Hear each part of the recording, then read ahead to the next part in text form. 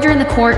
Order in the court. We are here today in judgment of C.R. Herring, standing accused of being, quote, scuffed or incognito internet historian, and also for being utterly wrong about the release of the Perseus at CitizenCon. How do you plead? I plead nothing. Very funny, Mr. Herring, but you must enter a plea. Right, fine then. I plead guilty on the count of the Perseus, but to the other, I plead not guilty. So you are saying you are not the internet historian? I firmly reject the allegations that I am the internet historian in incognito mode. And why would that be, sir? I believe it is slanderous to suggest that the internet historian would lower himself to the level of playing Star Citizen. Even worse to suggest he made content about it as well. You can't say that, sir. You are out of order. For those most vile comments, you have now found yourself in contempt of court to be sent to the Clio rehabilitation facility for one standard cycle. Contempt? I'll show you contempt. Come here, you AI slop bitch.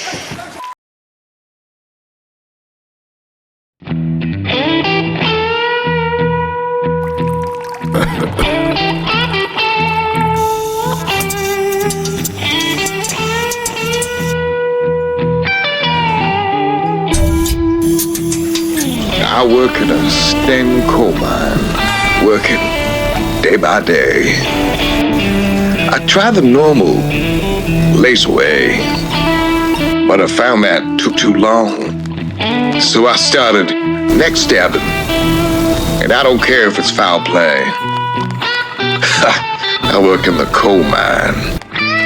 And the other inmates, they try and say, Herring, you're out on good behavior.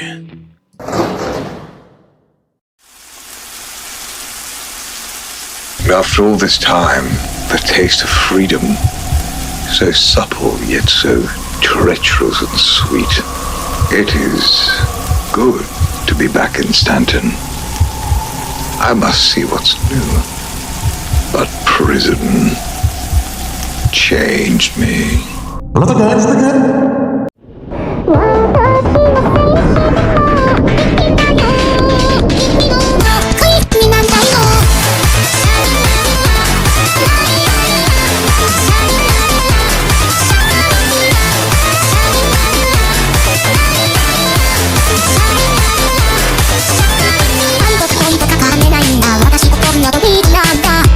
In the F's.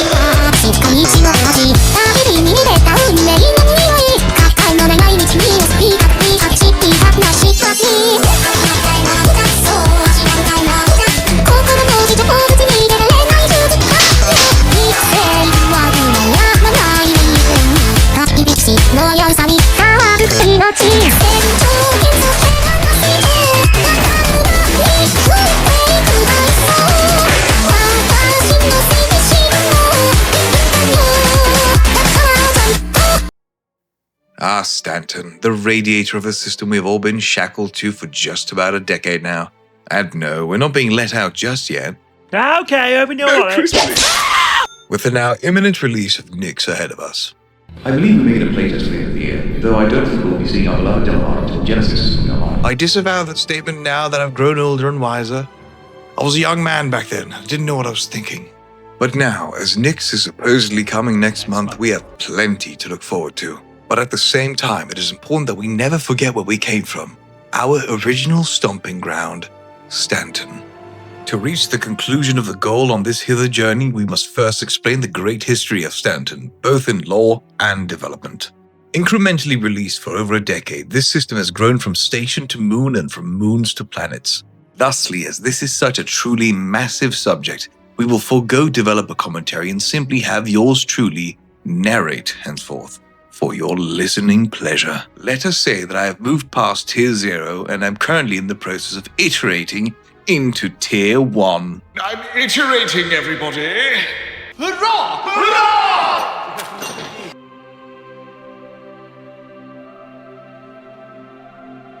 We naturally begin where it all began beginningly, with Crusader. But to be more correct, Port Olisar is actually where the story begins. Port Olisar was first named Cellin Station and was originally shown to us in the 2015 Multicrew Gamescom demo. Crusader at this point was practically just a background image to the main play area around Olisar, a promise for the future. And my god, I completely forgot they had theaters back in 2015. Perhaps not with a full interior, but still, damn.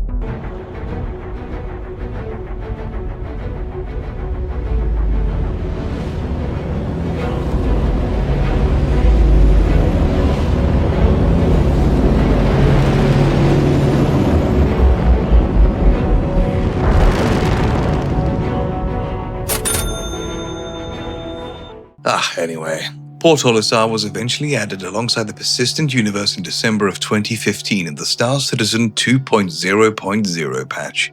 This is where those of us early birds finally got to stretch our space legs for the first time. Back in these early days, I could barely play the game at more than 10 FPS, and I fondly remember slamming my ships, on accident, into the great arms of the station. Tessa Bannister was popular in 2.6 and either the first fully voiced mission giver or one of the first added into the game.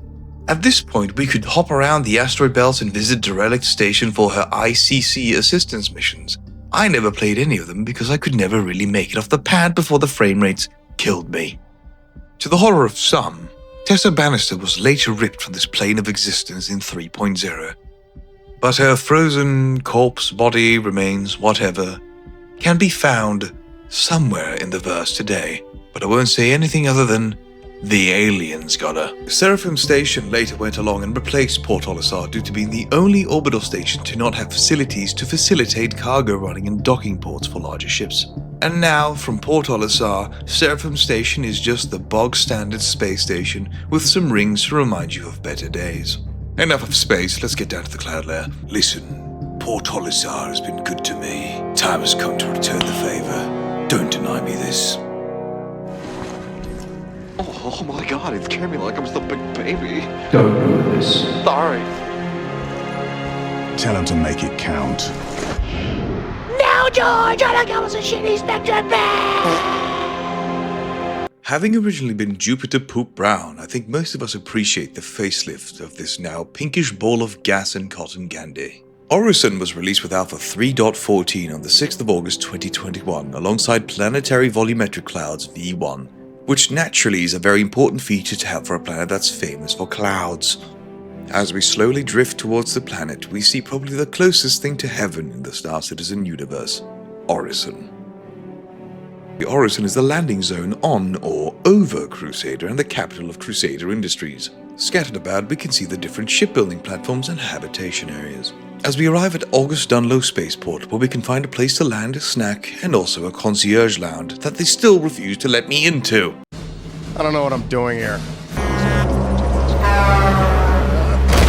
Let me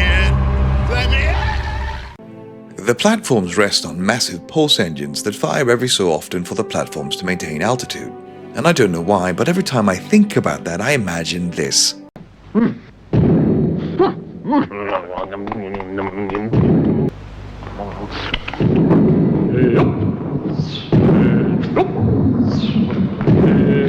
Stop that! Stop that!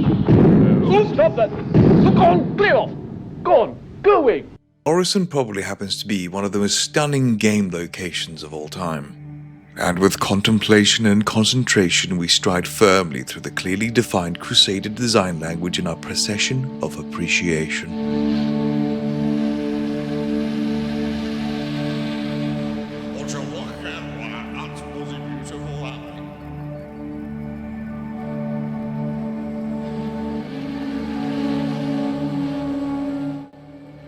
I've always wondered what happens if you fall off this platform, seeing as there aren't any guardrails. I suppose there's some sort of drone system that catches people that fall off. But still, I'm not going to Google it. I don't care. Over at Stratus, we can find a Whammers and a place where we can buy some shit if we want to go and, do some missions and buy beer to get drunk. But there's another place in Orison where we can get drunk.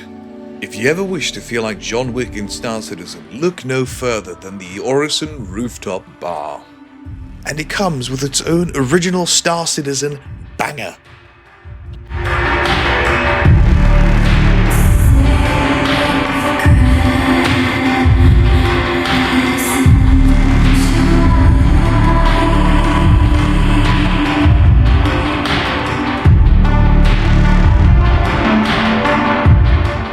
The atmosphere is impeccable due to this track. You can even see the Providence platform from the bar, which is amazing. On Providence platform, you can find the industrialist's heaven to buy FPS equipment, or you can go to the Cousin Crow's shop, where you can still find the best selection of ship components in the game. Fight me. Oh wow, float boots.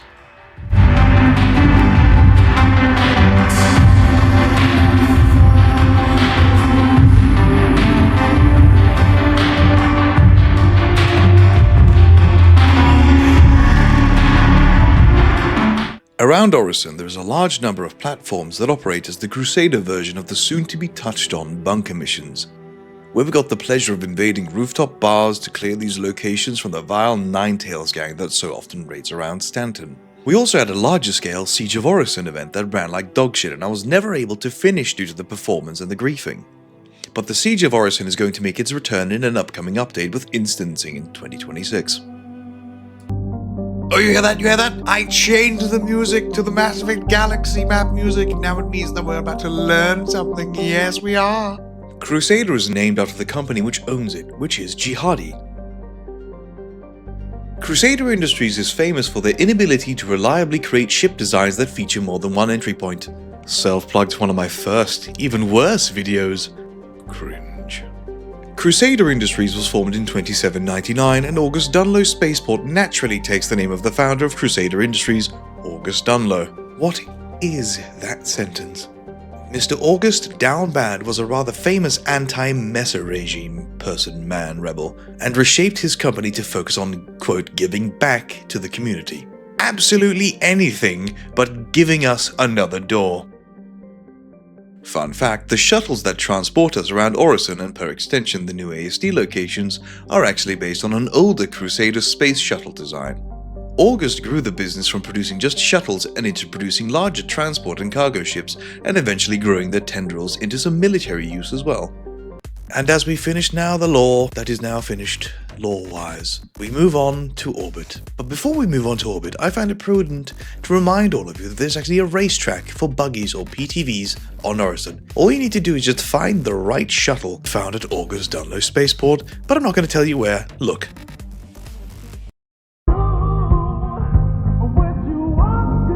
I wish that people could mind their own business, though Yela is the place to do some salvage, if you know what I mean. Shh, don't tell anyone. No, seriously though, if you do any sort of salvage, according to me at least, Yela's illegal contracts are the place to go and to be. But seeing as salvage consistently gets nerfed, I'd rather avoid it these days. Salvage is still quite a fun little minigame though, especially if you can find your own slave to aid you in salvaging. But I would not recommend it for money making necessarily. Yela is also notable for the fact that it's got its very own potential spawn location for the player at Grim Hex, making it the true hive of scum and villainy in the Stanton system when the ne'er-do-wells can be found. By itself, this old mining base is visually very impressive and is worth to visit just to take a gander, at your own risk of course. And Grim Hex is basically just pyro for pansies. Sonic, stop it! That's really offensive! To who? Tails is right. You can't just go around calling people slurs. But this puts Crusader in a very unique position where there's actually 3 different areas where you can spawn around Crusader, which is Seraphim, Orison, and now Grim Hex. Scooter's Utopia, Dollar Store Doom. Beautiful sights to behold, but alas, it is all desert with no spice. But as stated, it is still worth exploring this place, and it will surprise you with its caves, hills, and valleys where you might find a treasure or your death. Daymar is home to one of the coolest sandbox events in the game called Hathor. Now I've spent my time fighting around Hathor to secure and align the discs, conquer the station, and fire the laser. I'm a firing my laser! Did you feel old hearing that? 'Cause I did. And naturally, to keep it away from the covetous hands of other, less deserving parties. Or perhaps even to snatch the whole for ourselves from others. It's a fun event, and if you have a group of friends, I definitely recommend it. I didn't even do it for the minerals, I just did it for the sake of the PvP. These Hathor locations can naturally also be found on the moon of Hurston, Aberdeen. Cellin is a grey rock floating in space. It's just dead. Cellin's entire point of the game is acting like an anchor to the far more important security post Korea, which is the place where you can actually clear your crime stat when you've been a very naughty boy. What is my purpose? You're an anchor to Korea. Oh my god. Yeah, welcome to the club, pal. Microtech, a planet of nearly unrivaled natural beauty, albeit on the colder side, many species and phenotypes find themselves living comfortably here. From quasi-grazers, Marocs, Copions, and even the future to be added Boreal Stalker, all make their home here amongst the forest and the grass. And while forests are super cool, let's focus on the grass.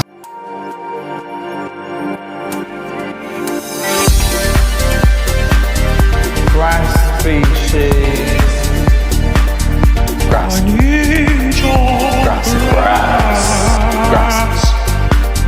Grass blade, or indeed a whole field of grass.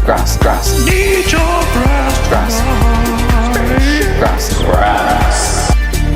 Grass is time. Grass blade, or indeed a whole field of grass.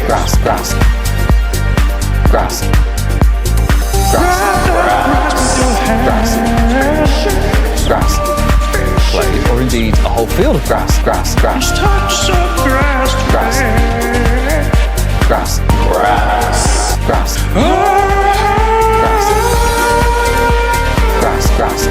Blade, or indeed a whole field of species. Where was I before I was so rudely interrupted? Right. On this planet, we can actually find the descendants of the original population of Stanton before the system's planets were sold to the private entities. The first colonizers were ratioed by the corporate interests, and most have been forced into shanty towns and squalor to survive, which I actually think is quite similar to the fire rats of Bloom. Though they were abandoned and left alone, the corporations in Stanton's, however, have no qualms about relocating the first colonizers. There are plenty of interesting locations that can be found abound, such as the distribution centers, which we will touch on when we get to Hurston. There are also numerous caves and naturally beautiful locations all ready to be discovered and exploited. Alpha 3.8 saw the release of Microtech in December of 2019, but this only included the exterior of Microtech and its main city, New Babbage. The interiors of New Babbage was added later in Alpha 3.9, but patch 3.8 is particularly close to my heart as it added the amazing Hijacked 890 jump mission. This mission combines dogfighting, FPS combat, and a time challenge all in one fast-paced package. As we drift towards New Babbage, we notice the sheer scale and beauty of this city. CIG outdid themselves when designing this area. I just wish they used the exterior more for quests. What I find to be a fun fact is that the New Babbage Spaceport is creatively named New Babbage Spaceport. New Babage is what I would imagine San Francisco to be if it was cold, clean, and safe. You will find no poop maps here. Take this moment to appreciate the exterior before we go into the interior. That is marvelous.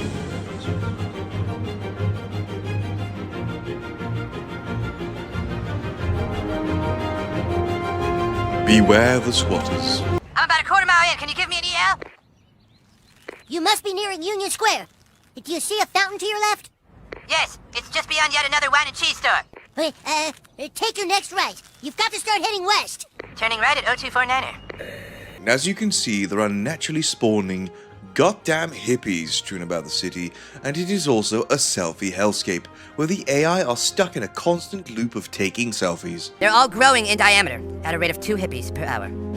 What this means is that the hippies are conglomerating. They're binding, if you will. I think that they're setting up for a hippie music festival. In the New Babbage Commons, you can find most of the stuff that you would need, such as Shubin, where you can find armor, Omega Pro for ship components, and Centimas for guns. There are also plenty of restaurants and food shops scattered about, and at the main spawn location at the Aspire Grand, you can find a Kelto for your convenience. We now cross the bridge by the Commons to find ourselves moving towards the wonderful bar. Sadly, I'm not really an architect, so I can't tell you much more than, damn, that's pretty. I like the thing there, and oh, shiny lights, wow. Pretty.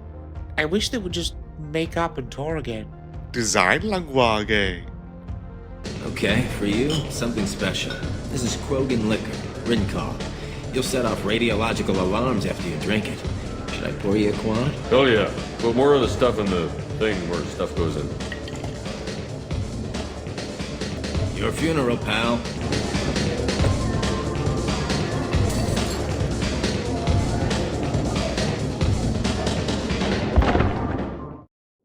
Hey babe, wake up. It's floor time for Microtech. Oh god. Okay. Microtech was discovered in 2851, then simply referred to as Stanton 4. During the terraforming process of Stanton 4, the job was botched and left the planet colder than normal, but this little quirk would be to its benefit in the near future.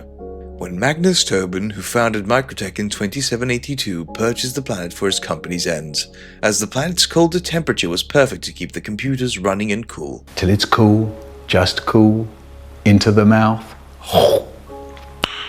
Nice.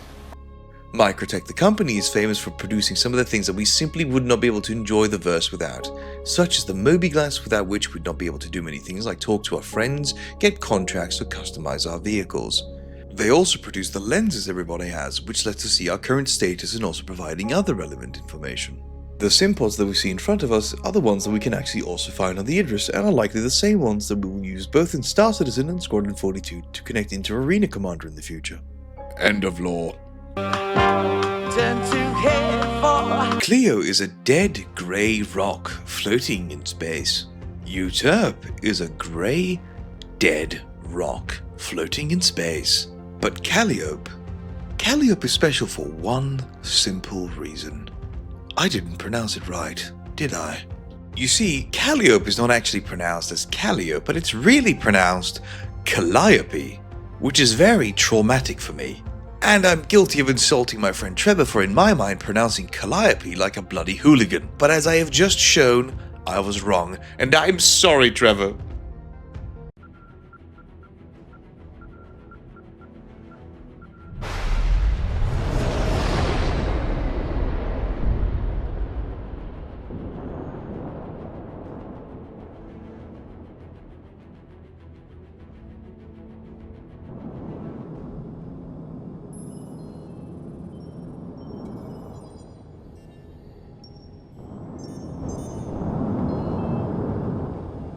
ArcCorp Tower, this is commercial vessel Calypso requesting EDL assistance. Thank you for contacting landing control. Entry, descent, and landing procedure initiated. Assuming navigational control.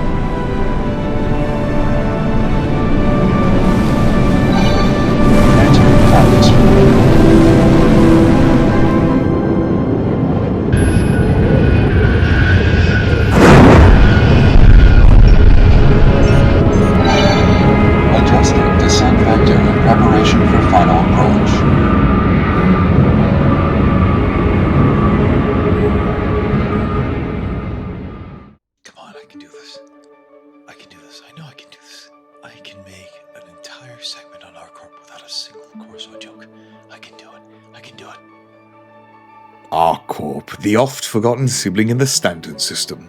ArcCorp marked a bit of a turning point in the game, that being the active shift from on-rails landings into completely free traversal that we have today. On screen, we can now see the aforementioned on-rails landing in the 2014 CitizenCon demo.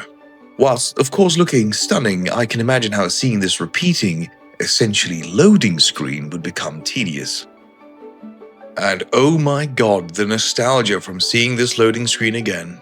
But anyway, we arrive at the Riker Memorial Spaceport, which is quite a unique case in Star Citizen. The spaceport takes its name from a sadly deceased member of the German side of the community that passed away in 2018. I actually just found this out as I was making this video from a friend, and I tried digging to get more of the story, but sadly the links are dead. But if Sean Riker, as he was called, found himself immortalized with his very own spaceport, he must have been a very special chap. May he rest in peace. I feel it is a good time also to state that, as much as I love the escapism and incontinence of Star Citizen and other game titles, one must never neglect their real life. Take some time today to reach out to the people you care about, your parents, your siblings, or your friends, and tell them that they mean something to you. You never know when they log out for the last time. And after that, time for some emotional whiplash. ArcCorp is an endless source of frustration, as it is a limitless vat of potential so long untapped by CIG. It is basically just a massive piece of set dressing with no depth other than the endless chasms which you can chuck yourself into below. But hopefully, with the promise of the municipal works in Nyx, we may soon also see the same treatment for ArcCorp. Though I think it is likely we'll only see it after a facelift with the new Genesis tools that they've made, but I won't hold my breath. I say this because they originally showed us the planned municipal work for ArcCorp, but have seemingly moved on with this idea for Nyx instead. ArcCorp is still, however, very important in the history of Star Citizen, that being the particular demo I showed you at the start and another demo we will see now. Though the video we saw before, the landing demo, was my personal recruitment propaganda video to lure my friends into this mess. In 2015, we got another visit to ArcCorp with the social module demo, of which nothing really remains from, but I think it's just fun to look back at these graphics knowing my feelings at the time. Which of course was astonishment at the level of beauty and fidelity. I miss that old gallant model. I also found this little tidbit when doing my research, which was the Astro Armada still hasn't really changed the visuals since 2015. Which is cool.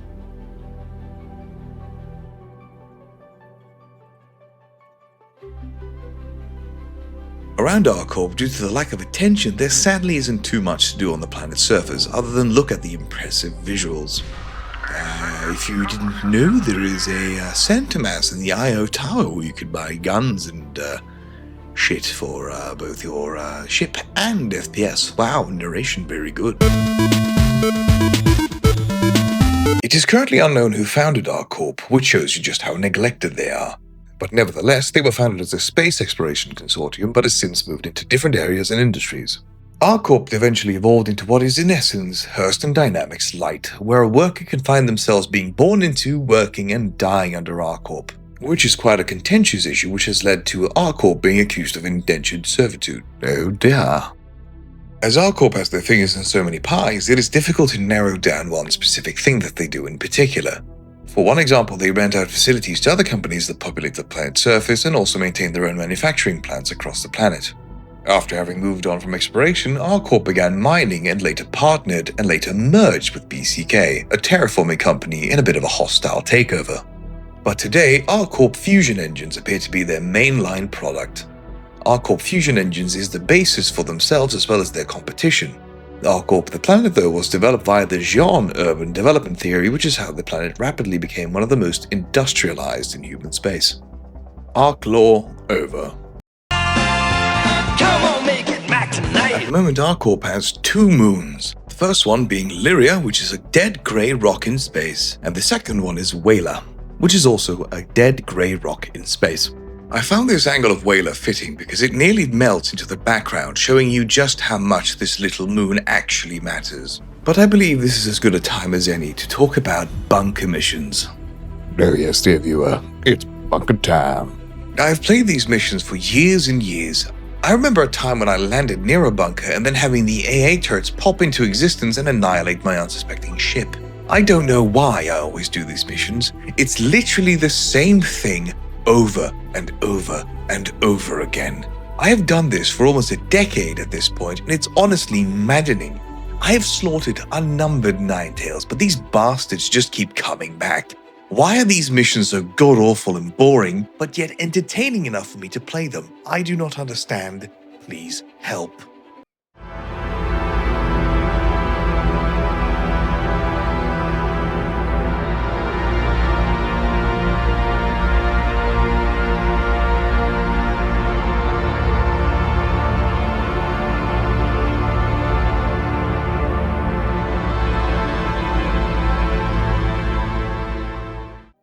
The music in this game is so f***ing good, I swear to God. Anyway, we're at Hurston now. It's Hurston time. Hurston is a special planet, as it is the first officially released traversable planet ever in Star Citizen, having been added in Alpha 3.3.5 on November 21st, 2018, marking the first habitable planet making its way into the verse. Even though Hurston recently won the second life resource drive, I still think that Hurston in itself is an underappreciated planet overshadowed by Crusader and Microtech with their more conventional beauty. ArcCorp naturally being the completely forgotten sibling, but to me, this particular planet will always stand ahead above the rest. Hurston will always be a special place, a planet where I had one of the greatest gaming experiences of my life, and I have this one memory. I remember it almost as if it were yesterday. Me and my friend who introduced me to Star Citizen flew up from Lorville on his freelancer, which at the time costed 100 great British pounds, which was insane. We flew up until we reached about 80 kilometers above the surface of the planet, went out of the cockpit and opened the rear cargo bay door and gazed upon the surface below. We giggled like small children as we sat there, in complete awe of what we were witnessing. Seamlessly having traveled up from a city up into the atmosphere without any loading screens, and it was everything we dreamed of. But something was awry. We started to notice that slowly but surely the planet was coming towards us, faster and faster. Realizing what we had done, we panicked, standing up as quickly as we could and rushing into the cockpit, desperate to save our now falling ship. The engine roared to life and the afterburners screamed. Alas, all were, however, in vain. The ship struck the ground, if I recall correctly, at 800 meters per second, and we were blown into 1,000 smithereens. We hit the ground like a brick flying through the window of a children's hospital, and we erupted into a sea of laughter, not believing how foolish we had been. You see, what happened was, when my friend turned off the engine in what we thought was orbit, we were actually still way within the atmosphere, for at this time in 2018, you were still in the planet's gravity up until about 100 kilometers above the surface. This is one of the earliest experiences I have where I fully believe that this project is actually possible in the first place. But let's get back to Hurston. The planet is scarred by innumerable ecological disasters brought on by unknown actors on the planet, leaving it a radioactive hellscape. Citizens of this planetary body are practically expected to wear some sort of mask to protect them from the harmful pollution that stains the very air. Although amongst all the fear, repression and the violence, there is beauty to be found in the least likely corners of Hurston. Like the planet, the people who inhabit this shithole refuse to surrender to the pressures of company and time. Hurston is the planet of relentless hope, of duty, and sacrifice. The place where people struggle day by day, scraping by in a radioactive hellscape where the very air tries to kill you. And the greatest goal of all on Hurston, the great uniting factor, is that we all desperately want to leave. But you sure can't though.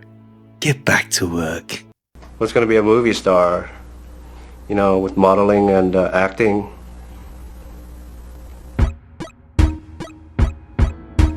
Hurston is named after the company that owns the planet, which is a rather rare and unique case for the Stanton system, with Hurston being named after the Hurston family, which owns Hurston Dynamics. Hurston. Solomon Hurston founded Hurston Dynamics in 2438 with the prominent golden statues found around Lorville depicting the late founder. We can actually meet one of the members of the family, Constantine Hurston, in Star Citizen, who is Hurston Dynamics' most enthusiastic employee 4 years running. Each of the moons around Hurston are actually named after a member of the Hurston family, which are clearly displayed in the office of Constantine Hurston. Hurston Dynamics' main focus is producing quantum cascade lasers and electron weaponry, such as the attritions we are used to using or being used on us thing, alongside general munitions for the military of the UEE and civilian market. Apparently, they're also the third largest refiner of antimatter. Good golly! That's what the Idris runs on, by the way. Don't deny it, I know you have one, you bastard. Hurston Dynamics has been accused of ruining the ecosystem by dumping toxic waste into the ecosystems of planets such as Azura, and also for maintaining unsafe working standards and conditions. This is categorically false and slanderous allegations by disgruntled former employees of the Hurston Dynamics Corporation. At Hurston Dynamics, we believe in the fundamentals of family-run businesses and would never allegedly seek to hinder or make difficult the lives of our employees. But never mind all that. Isn't it time for you to get back to work?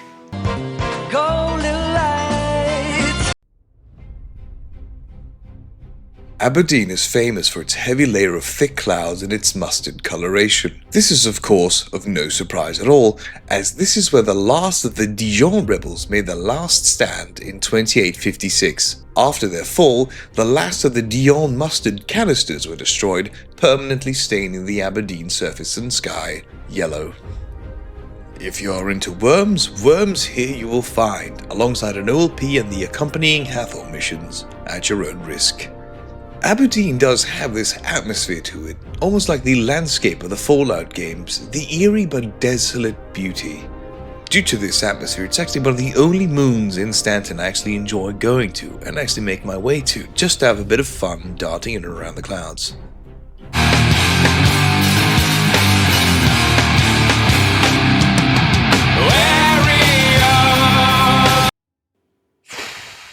Ita is a dead ray rock floating in space.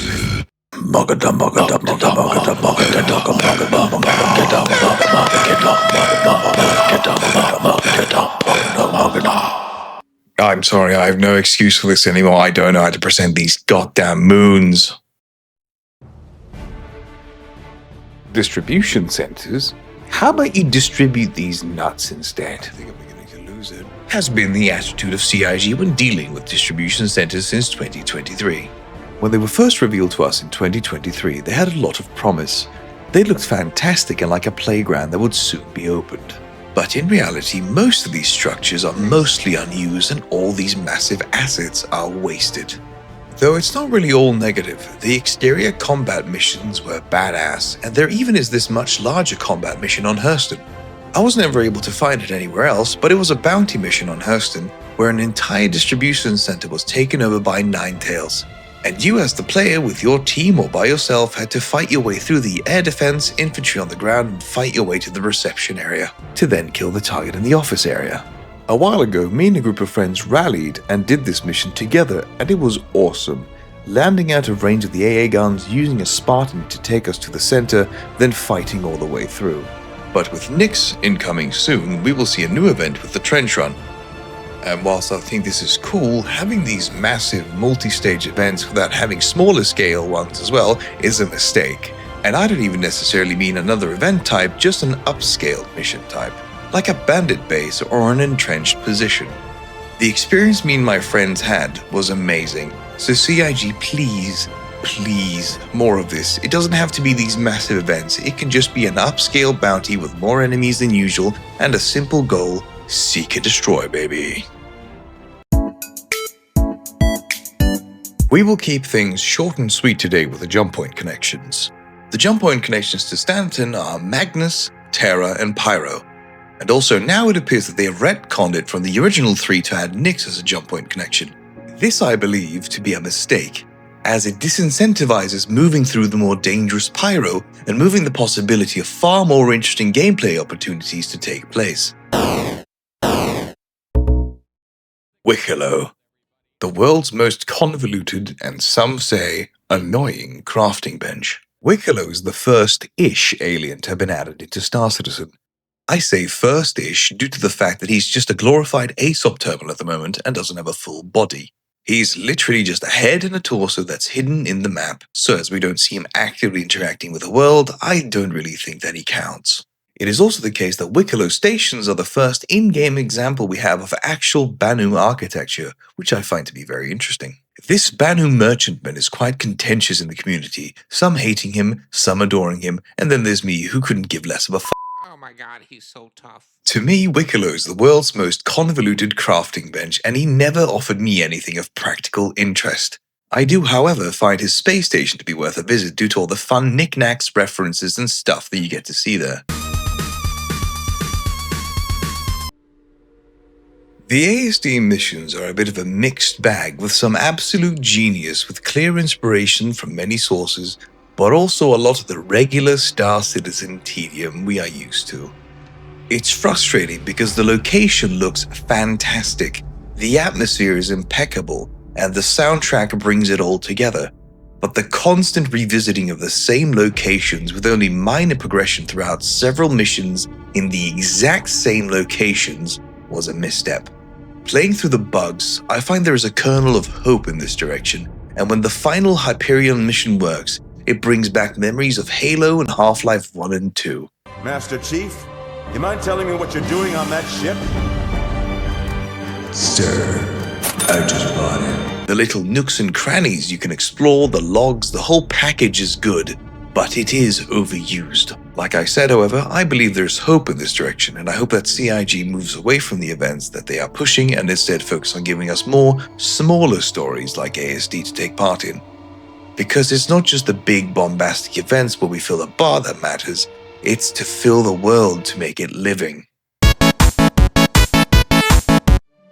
After having explored Pyro, Nyx, and Stanton and looked back on over a decade of development, I've reached a conclusion. No matter how much I rag on Star Citizen and CIG, this is a game like no other. It is a game whose foundations rests on dreams, and also at times feels like it's built on toilet paper. What I hope to have shown is that Stanton is a magical place where we have seen it grow year on year, constantly increasing the level of fidelity, but interactability, however, fluctuates. There are plenty of places to travel to, discover and explore and enjoy by yourself or with friends. The game is packed with things to do, but these things are often variations of the same repetitive process. Take salvage, aim the beam on the ship and scrape away. Or bunkers, go to location X and clear it of hostiles. Of course, I know the term beam citizen, but for hauling and medical gameplay, it basically applies as true. But having never been mining previously before the Second Life resource drive, I was shocked that there was actually some depth and variety to mining gameplay. I find the term wide as an ocean and deep as a puddle applies to Stanton, and per extension Star Citizen. Quite recently, people on the Star Citizen Reddit brought up the missing missions. All of the formerly semi-interactable mission givers have been removed from the game for some time now, that being Miles Eckhart, Constantine Hurston, Clovis Darneely, and Tisha Wickelo, to name a few, probably missing some. These individuals did give the game a bit of flavor and ultimately gave Star Citizen a tiny piece of something it has missed for a long time. That being a soul. Talizora, does this game have a soul? Nope. A living, breathing universe for us to take part in and experience. After having played the game without these mission givers, having a person pop up on screen with the new Foxwell missions or the ASD ones, it gave me some whiplash. It does add depth to the game, it does give the game a more alive feel, but these are just disembodied torsos hidden somewhere in the game world, so honestly, they are just a glorified contract screen. I just wish we got some more out of these interactions than just being talked to. I have darted around Stanton countless times, always revisiting the game from time to time every couple of weeks, months, or even years.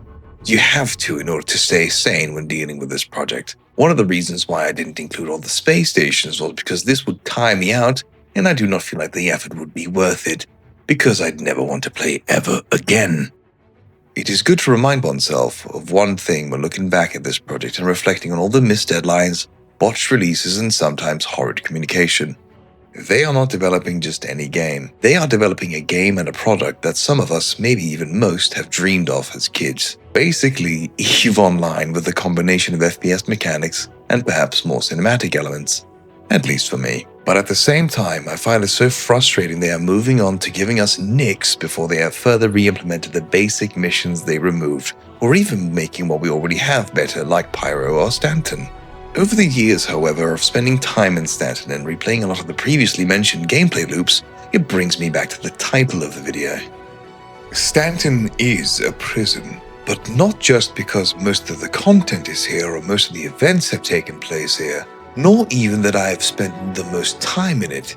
It is a prison because despite new systems, new content, and new features being added, in spite of all the unnumbered bugs and the time which I have wasted, it is the one place I will always find myself coming back to, and because of all the years I've spent playing and exploring around here, it is a prison of my own make, because I don't want to leave it. And it can't make me. No! No! No! No! Thank you all very much for watching. If you like this shit, then click subscribe, and maybe a cheeky little like would be nice too. My next couple of videos are probably going to be some shorter ones, preferably around the 15-minute mark, so stay tuned. Also, I just want to clarify, I'm still going to rag on Star Citizen. They're never going to make me stop. It's so much fun.